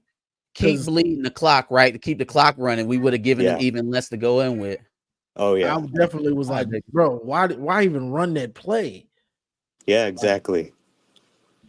Because USC was on that play because we've been running that play since the beginning of the season. They were waiting for that one. Oh yeah, and when we scored, like I was like, okay, we're not quite out of the woods yet. And once we won it, I was just so happy knowing we have hope for the season, because had we lost, our season was over, and the chances of making the playoff would have been slim to none. It would have been pretty bad. It would have been pretty bad. I mean, this was so huge, man. It's huge for a couple of reasons. Not only like what you said, saves the season, but the way that they got it done, they didn't have to get, an extraordinary performance from Alex Orgy. Come on, baby. Yeah, exactly. I got a visitor here. And now I hope, like, the best thing we can hope is that this team can be similar to 2021, because this second half performance reminds me of 2021 Rutgers. Do you remember that game where we just had 2 first downs, we did not score, and we needed our defense to bail us out to prevent from blowing the lead, because we went from a 20-3 lead to a 20-13. This second half looks so similar. If you remember that game. Yeah. Yeah. Offense couldn't really get anything to going, and then it takes a last fourth quarter drive to ice the game. It's Yeah, almost also, exactly how that went out. Yeah. or kind of like that Nebraska game from 2021 also. Nebraska too. Yeah. Yeah. But And this was a good team, such a good offense, and the defense needed to play extremely well, and they did. They answered the call, man. That bodes well for the rest of the season, regardless of who we play against. Yeah, and like we gotta hope that Texas game was like playing Georgia 2021 early, because you gotta think about it. The 2021 team wasn't even our best team out of the three, because like 2022 and 2023 were better teams combined than 2021. Yeah, that was just the start of 2021. Yeah. Texas is good. I came out of that game really having a lot more respect for Texas's offensive line and Sarkisian and Quinn Ewers. Yeah. They're probably the best team in the country right now. That's my best team in the country. Yeah, Georgia Texas is probably what we were last year. It does seem that way. They seem like they're on a mission, and they were in the position we were in. Yeah, we won game from the championship. They were one play from the championship, similar to us against TCU. Yep, losing their by game one kind of ended possession. like ours did with against TCU. So most of them dudes is hungry, you know. Oh yeah. So who do you have again? I know I cut you off while I was talking. Marcus, what was your topics? What were we talking about? About the rankings, because Texas is one of them. You said Georgia. Who? So yeah. Texas is probably number one. I had Georgia at number one until I saw them play Kentucky. I would probably say Texas, O State by default, because no one else has really shown that they're at Texas's level. I would say O State is probably the next closest. Then Georgia. I don't know how I feel about Ole Miss or Tennessee yet, but I think those three right now are probably the three strongest that I've seen in the country. Yeah. Yep. But overall, hopefully we can get better during the course of the year, because like 2021, we also had a pretty bad subpar passing offense. Also, you remember the UW game, week 2, Cade only had 47 passing yards. And you got to know that 2021 team, if they played a top team early, they would have gotten destroyed too. Yeah, they would have lost. They'd have lost. That team had an opportunity to grow and get better during the course of the year, and they were ready for their bigger games. I agree. So I'm hoping that like our passing game can get better. Like, check downs is one of the things we can do. And once we get Loveland back, that should help. Yeah. Loveland will open up some stuff. But he also, I feel like they got to get like a set of plays, not the set of plays that you have for Warren, but like give Orji like 4 or 5 options that he works regularly in practice and has success with, and then run it in game. Like, I don't think it's that complicated. It honestly felt like we were watching the same offense with a bit more QB run. And just can't be the adjustment. You have to go full head on change into this QB swap, or else it's not going to work. Exactly. You got anything else, Daniel? I'm gonna bring Keegan up. Oh yeah. So to wrap it up, how are you guys feeling about the season? Do you guys feel more optimistic, or do you guys have some skepticism mixed in too? I'm feeling a lot better than I did before before we played USC. I was a lot more worried because I needed to see Wink get I needed to see defense to play good and see them actually look like they're well coached, and to see him call a game where it looks like, all right, I am the OG. Yeah, we can do this. I am the OG. Y'all forgot? So it was good to see that. It made me feel a lot better. Oh yeah, because keep going. In the offense, that's what I expected us to be able to do with Orji, because he makes those edge defenders have to stay at home, and he had the safeties looking at him too. and that helped get some of those big runs because the safeties were looking at him like he was going to He was trying to avoid like downhill safeties at like 6 yards. So they were triggering pretty hard. I just feel like you gotta just like for the sake of the harmony of the game, when that's happening like that, bro, throw a deep pass. Yeah. Tell somebody to run a 9 and just throw it. Even if it's incomplete, it makes them stop triggering so hard. He shouldn't have to be trying to bounce outside of a strong safety on a scramble for 5 yards. And then he gets clipped, right? Because he can't clear that guy. He's already in the flat by the time he gets out there. Exactly. Oh, yeah. Anyways, yep, I'm going to enjoy this one. And Yes, go sir. Blue. Go Blue. Yes, sir. A 3-play package for Cabana. I mean, you would think that they would start trying. Is he hurt? Other people? Yeah, I don't know. He It's was like hurt a once the lot season last starts, year. He just disappears. You don't hear no updates or nothing. It's like this dude going witness protection every time the season starts. He can't return kicks. They got Amani Dennis returning kicks right now. Cole Cabana can't return the kick. And what's his name? Keyshawn Harris. He been around for a long time. Long. He actually started some games at corner last year. He did start some games, which is crazy. What's crazy is they started you for some games last year at corner, and you ain't got better. You done let Jair Hill and then the transfer. Come on. All right, you just here to play football, whatever. Yeah, I'm about to say that's ball, man. That happens. You think it you'll does, get something, and then somebody else come in and take your spot. Because after them games where they gave him a chance, you didn't see him again. No more. You never saw him again. Jair had a game, though. Hey, Steve. Hey, Steve, I know you seen my boy Jair have a game, Steve. I know you seen that.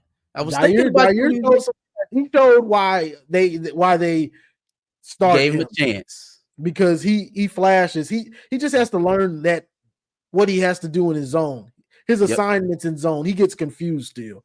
Which you is need the reps, man. You need to see it and you need to fail at it. You need the repetition to go through so that your body can start being reactive in those situations. If he's never seen it before, we're honestly depending on luck for him to do it right at that point, right? Because you have to build that up. You got to build it up. But man, he took that tight end out.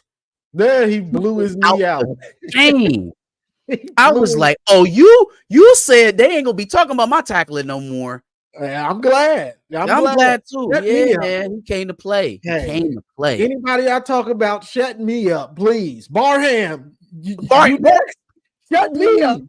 Hey, but you can see though, what I like about with them playing with Barham right now is you can see the players around him trying to get him right. I seen Will Johnson a couple times tapping him and getting him in the right spot. Same thing with Ern and Ken and Mason in their front. They were putting him in the spots where he needed to be. When he got on the edge, Kenneth and Mason was kind of helping him get situated. So I think that'll help him, kind of come along. And you can see the veterans trying to take hold of the defense. Like, bro, hey, get over here. Yeah. I like that. Like, don't just let it go. Get your butt over here. Hey. Get in the right spot. Like they were probably thinking, coming into the season, how highly touted he was. He's obviously a physical specimen. That he was probably going to be more of a leader on defense, right? Like he was going to be getting guys. And when that doesn't materialize, okay, it's a little bit of shell shock. But now the culture at Michigan is such that we can take a guy like that in and bring him along while we're playing. All right. And they're proving that now because he's still an eyesore every now and again, but it didn't hurt him. They got him in a good enough spot that he could play fast and stop, looking around so much before he make a move. Yeah, let me bring Keegan up. Yeah, he looks the part physically, but mentally he is struggling. Not there. What up, Keegan? What's up, guys? What's going on, man? I was looking for the champs. Is this where I find the champs? Yes, sir. Yeah, champs are here.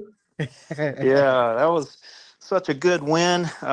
Team looks much improved. I'm really happy with Moore and how he's turned it around. I think, I think this team is back. It seems like somebody made the point earlier. I don't know if it was verbatim, but like this team is starting to remember who they are, I think, and Mhm. that goes all the way back to the decision Monday when Sharon just pulls Orgy out of the hat and says that that's our quarterback. It's that he's like, this is what we have to do. This is what we are, and he just did it. And that's what you need as a head coach, somebody with that kind of confidence. And I think it really, like, maybe even Sharon Moore found himself as a head coach when he did that.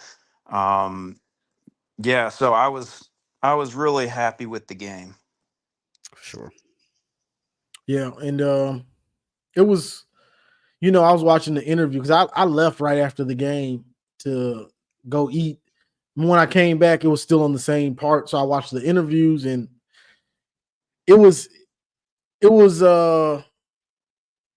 interesting to see the dynamic between Mullins and Orgy during the interviews, because Sharon does the hardball thing and just talk to these Yeah, guys. talk to them. Yeah. So, but you can tell that those dudes have a real brotherhood kind of Yeah. bond, and it's like Orgy's, he's not Peyton Manning or whoever, Quinn Ewers, but I'm putting my body on the line. I'm right with you in this battle, dog. Now, if I got to try to run over 10 dudes, that's what I will try to do. Mm-hmm. So when you have a quarterback like that, the other players, the skill players that get hit on a consistent basis, they have a lot of respect for that, for a quarterback like that.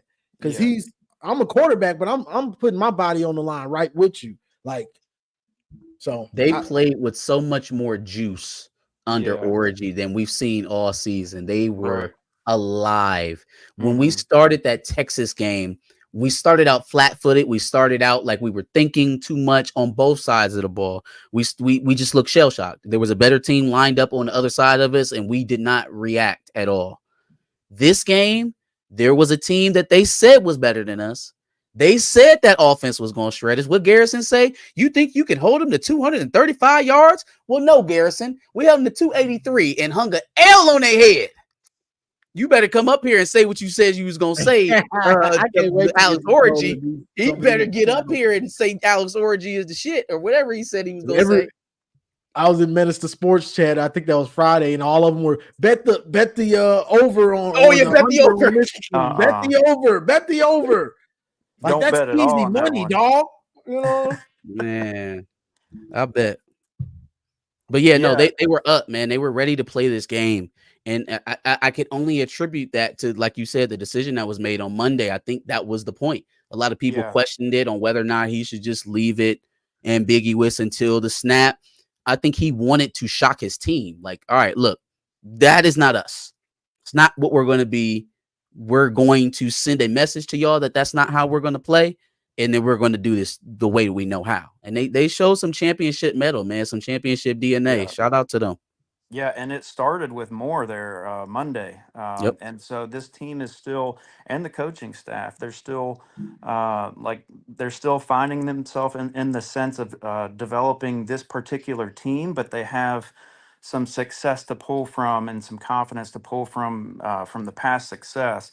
And like y'all were saying, actually Vance Bedford was the first person to make me shout out to Vance. Yeah, to make me like, he turned my eyebrow up a little bit, when he started supporting Jair. It's like, man, he knows a lot more than me about football. And not only that, like, Vance is a wise person. And he's saying that, when you have a struggling young I mean, those guys are put out there, and they're facing like elite athletes, and you're gonna get burned a little bit, and probably affects your confidence. And I was like, okay, Vance, all right, well, I'll calm down for a little bit, and then Jair comes out and has a good game, and Amir misses a long tackle, and but yeah, Amir looks good, but in that argument, Amir, you remember when Will Johnson went out, Amir missed that tackle. Yeah, I mean, he's a good tackler. They had to lean but he on them missed both, that right? When tackle. Will went out, him and Jair. Yeah, and I think that works to their benefit in the long term. If Will Johnson's only out a week or two, we don't know. Maybe he's back, but if that gives Amir Hall time to get reps in game, that could Mhm. really benefit us down the road. And um, but yeah, the defense looks a lot better. I think we're starting to see them make some changes that has really benefited the team. Um, but yeah, it's still a little confusing with some of the blitzing and how people are like. I don't think the communication improved. Like they're trying to figure out what play they're running. Yeah, and I was watching Voice of College Football with TJ, and he said he got some word from somebody that's part of the problem with Wink is his secondary calls. They're too tough. Like there's too much to them. Like Yeah. simplify it more, bro. Like Bring it down what a are you bit. trying to? What are you? This ain't rocket science now. We playing football now. Just now simplify this stuff. Yeah. Like.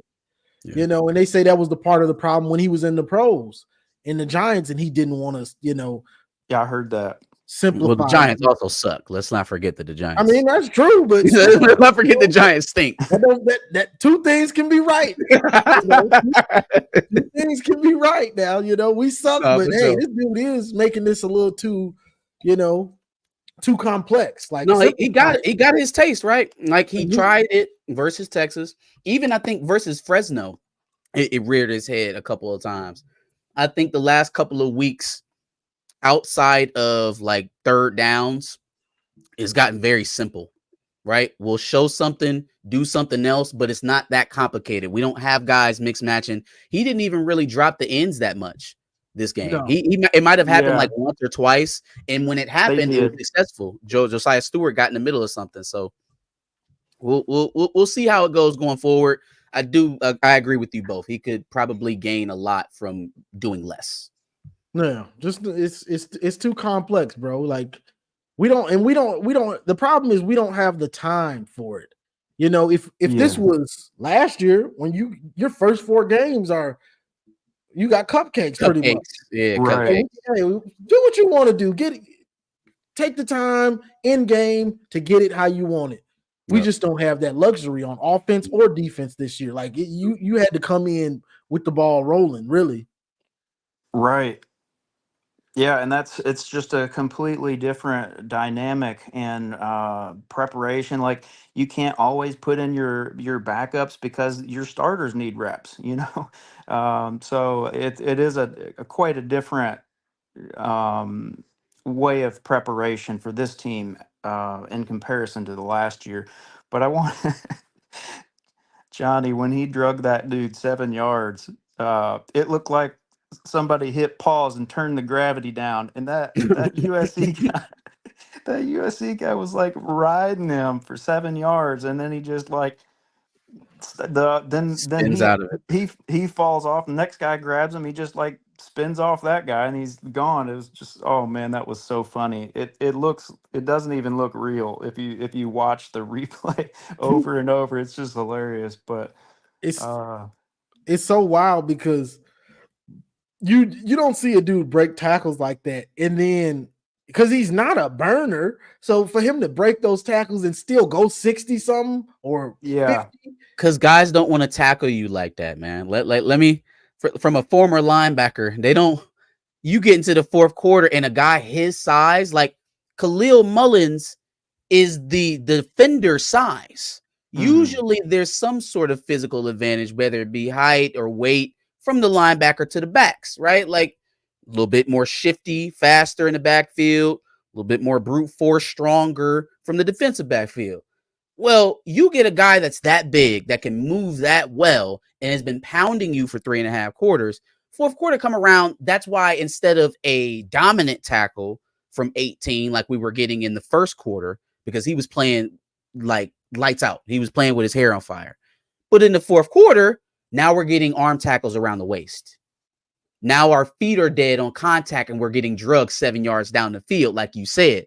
That stuff weighs on you. You take one hit, all right, cool. Take another hit, go backwards, damn. Take another one and another one and another one. Eventually, the body starts to give, even when the mind doesn't.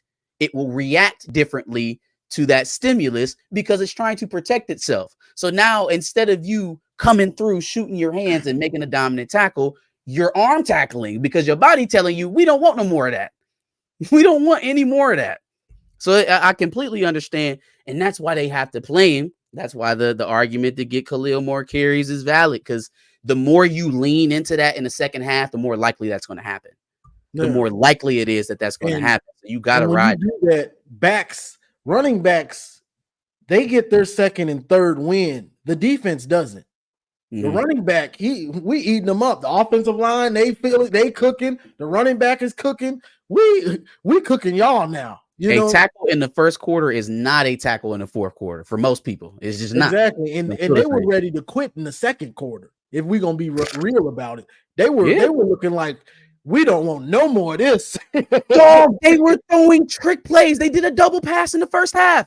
I was like, oh, we really must be whooping their ass. We're on top of them if they're doing trick plays in the first half. Yeah, that tells me you're nervous. They didn't want no more. But you got anything else, Keegan? No, I mean, nothing that no one else has already hit on. I think that it was Orgy's first game, and the first key to victory was that Orgy started that game. And, and then it seems like once Orgy got started, everybody got scared again, but that was, they had, no matter what happens down the road to this team or whoever starts, Orgy needed to start this game for them to win. And I think that he could improve. So we'll see what happens. And if he does, we can win out. If he doesn't, then we'll see, we'll see if they shake things up but I mean, what we really needed to happen was the defense needed to look like who they used to be, and we needed to be able to run the ball, and both of those things happened. So this team could do very well. You can't roll the dice every game. They won this game on 4th and 2. So you can't roll the dice over and over again and expect to win every time. So you're going to drop one of those close games eventually. So I guess I did have one more thing. I don't know if y'all noticed, but it looked like the 2-minute, the last 2 minutes could have been coached better. I mean, I know they shouldn't have passed that one on the goal line, but if they would have managed the clock right, they could have ran 3.5 yards average, and made them call their timeouts and ran the clock almost all the way down. And when I'm glad we were in the predicament not to kick a field goal, because it forced us to win the game, which I knew we could at that point. But so that really worked out in our benefit. But 36 seconds for that USC offense to get 3 points was asking a lot. So I felt like they could have, and to be fair, Harbaugh's done that kind of stuff, over the years. He's done that over and over. So yeah, I mean, his clock management was pretty bad most of the time. Right. You talking about Lincoln? Harbaugh's? Oh, okay. His clock management. That was the thing that fixed him, right? That was the thing that saved him. It wasn't until he stopped trying to fix his offense and throw the ball, and he just leaned into what he always knew in the first place, which was ball control, running the ball, playing defense. When he gave up the idea that he could be perfectly balanced, it is so crazy that we ended up here based off of what I'm about to say. Jim Harbaugh, from the time he came in 2014, 2015, till just when he left us in 2024, or not that far, 2021, when we started to change things, he was always trying to find the quarterback, find the answer on offense, throw the ball downfield. Sometimes it was successful, sometimes it wasn't. When we had Darboh and Chesson and Wilton Spate, it was successful. When we had John O'Korn, when we had Shea Patterson, and we had those lists, the great wide receivers we had then, it still didn't work out. And it wasn't until he decided, okay, I have to stop trying to win this thing on the perimeter and get back to where football is won. Like Mhm. our offensive line isn't where it needs to be. We're not as deep on our defensive line as we should be. We don't play as strong in the trenches as the best teams in this conference. We have to win there. When he made that decision, that's when everything changed for him. At least at Michigan.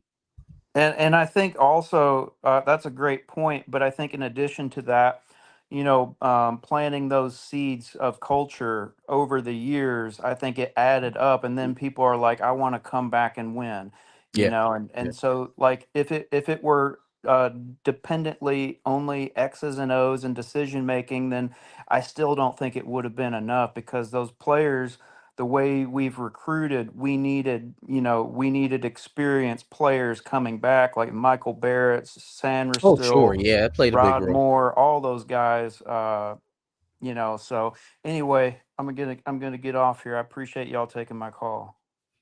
Yes, sir. Yes, sir. Appreciate it, Keegan. Let's see. Let me read this super chat.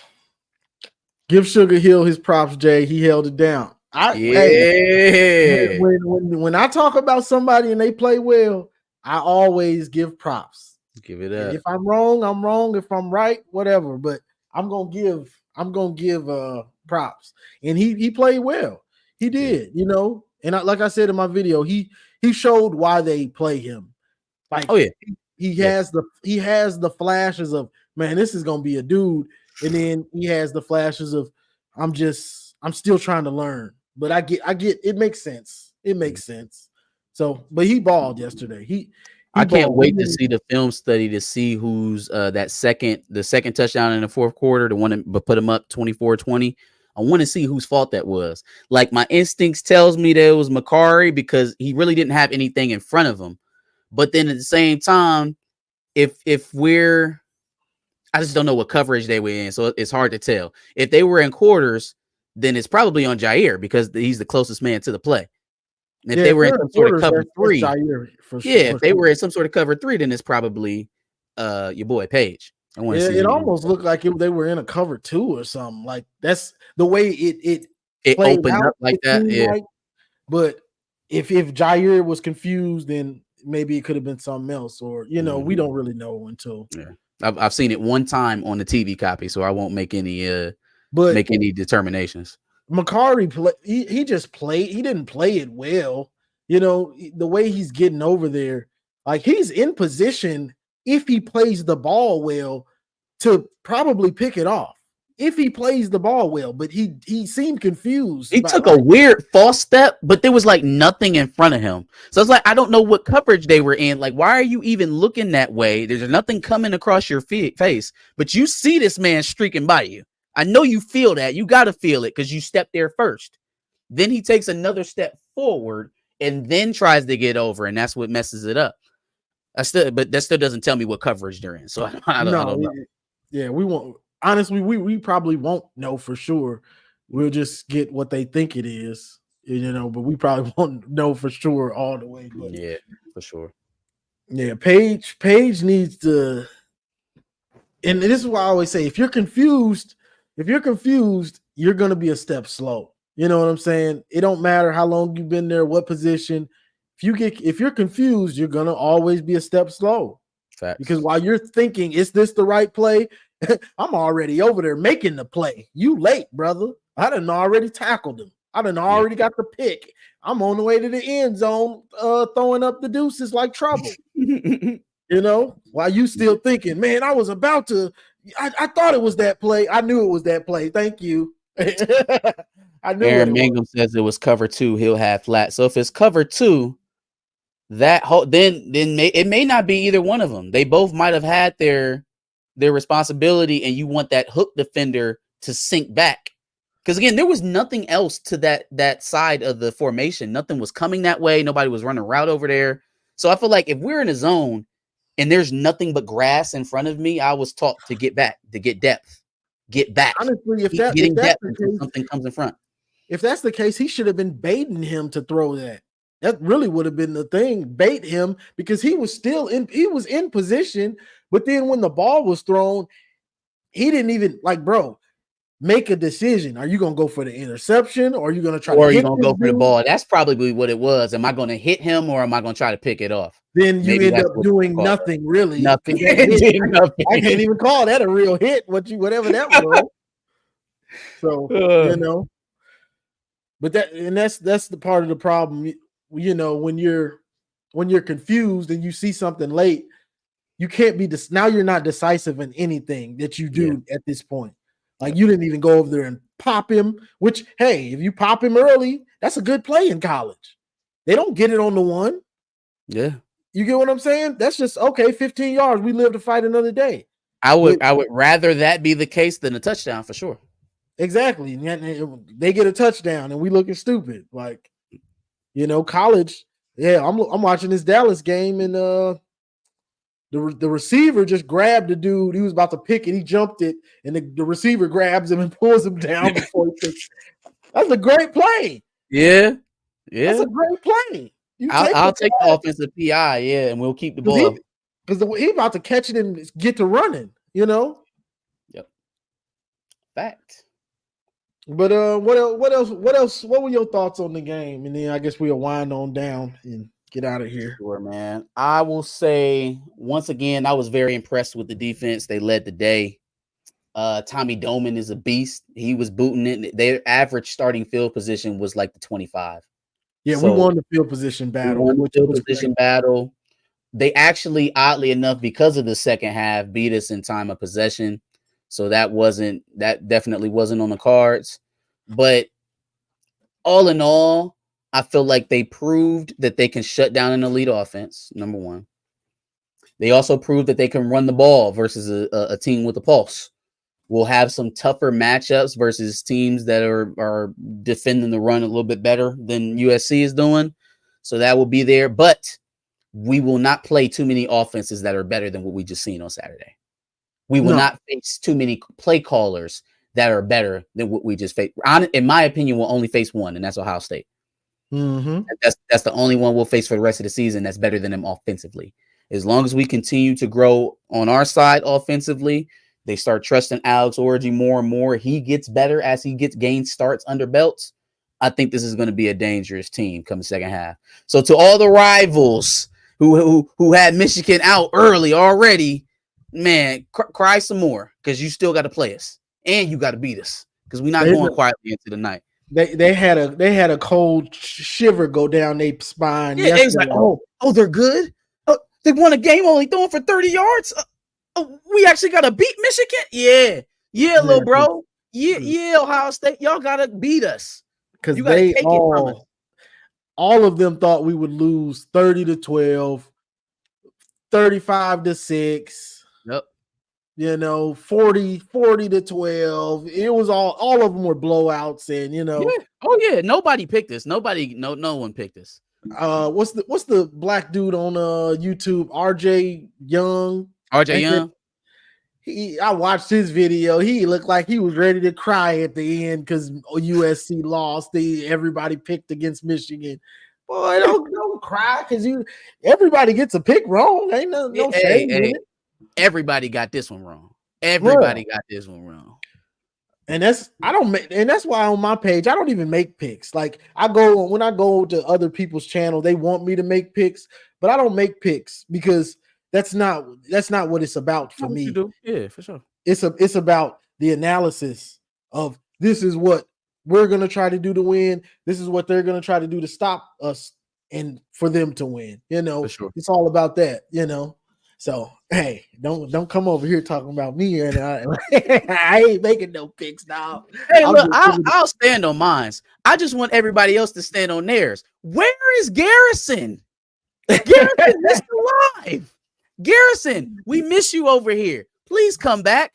You got some stuff to say to us. Garrison, I'm waiting for his show, and I will be trolling. Yeah, Garrison, come on back, bro. We need to hear from you. We got some words that we need to hear from you. It's a bunch of Ohio State podcasts that I got to get my troll on because they just think they think they so smart right now. Fam, they went to the 10th degree. Oh, it's over. The signs, Harbaugh, shambles. Oh my God. Oh my goodness. Mm, mm, mm, mm. Garrison got his invisibility cloak. He in here. Is that you, Garrison? Is that you in here somewhere, boy?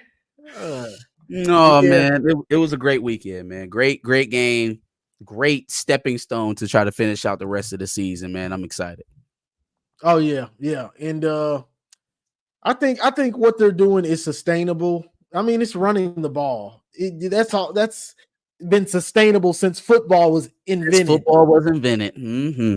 Running the ball Sure. and playing great defense. It travels. You know, all these different sayings, they've been around forever for a reason. So, you know, it just puts so much pressure, whether you're playing Minnesota, whether you're playing, you know, Ohio State or whoever, it's gonna put a lot of pressure on your defense to consistently have to stop that and not make mistakes, you know. And if you don't have the talent and the depth, you're gonna get wore out, and it's gonna be a long day for everybody on defense, pretty much. You know, I just want to see them, you know, not gonna keep harping on it, but I will, you know, more creativity, more imagination with the play calling and the design of the plays for Orji and not only Orji, for the receivers. Like if we're gonna run it down your throat, let's not just make it okay, we're gonna hand it off, we're gonna QB power. No, let's bring that reverse, bring that jet sweep, fake the reverse, give it to the jet sweep, fake the jet sweep, bring the reverse, give it to him. Now you know, let's really make this a run offense. Like we're gonna run it, but we're gonna do it a whole bunch of different types of ways, and we're gonna do extensions of the running game. If John Harbaugh and whoever is the offensive coordinator of Baltimore right now, I have no clue who it is, but if they don't have a missed phone call, because I'm sure, you know, they playing this weekend, but if they don't have a missed phone call from Ann Arbor on one of their phones, then that's pretty much telling me about Homeboy and his offensive coordinator position.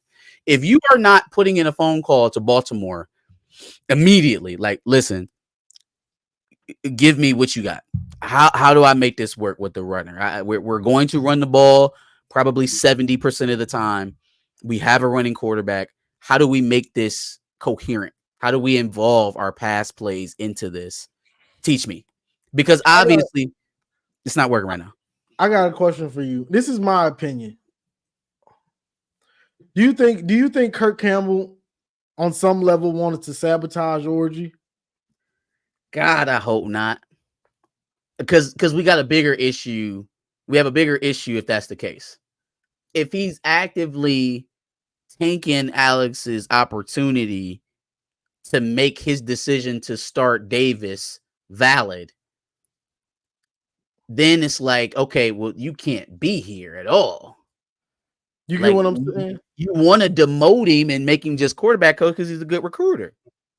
But if now it's a thing is, okay, well, I'm wrong, but I'm still going to be right after the fact. I'm going to make sure people know that I was right. That's tough, man. You might have to find a new coach altogether if that's the case. Now, do I think that's where it is? No, not yet. Not yet.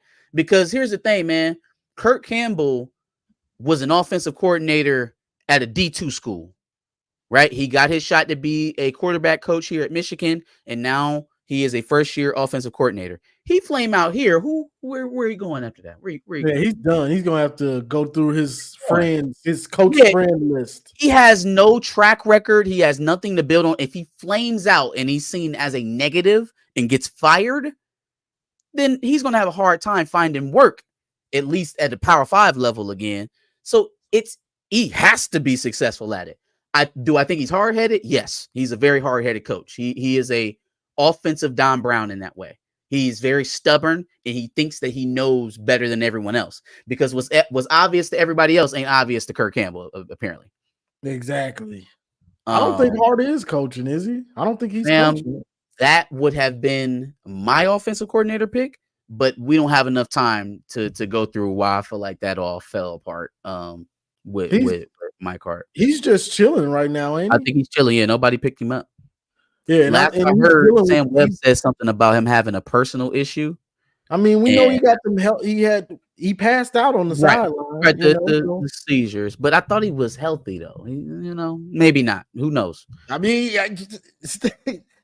something ain't that he ain't that healthy. He passed out over there, brother. The man said he was doing fine, so I can only take him at his word. He said he was okay. He ain't that healthy. Appreciate the $10 super chat. He low key. He says, appreciate y'all analysis. Go blue. Yes, sir. Go blue. Yes, sir. But that's pretty much all I got for the most part. You got anything else, bro? Same. That's it, man. I appreciate everybody in the chat. Make sure y'all smash this like button. Get this flowing through the algorithm. We got some more, rewatchers that'll be flowing here through the rest of the night. So keep it going. Follow me at House Divided. We're on there on Tuesdays and Sundays, or Tuesdays and Saturdays. And I'll be rocking with Johnny as long as he lends me his platform. Yes, sir. And you know where I be, in the car driving reckless, talking reckless. Nah, I'm just playing. Y'all know where I'm at. Y'all know pregame, postgame, all this good stuff. But let me play this some. Michigan Wolverine is great.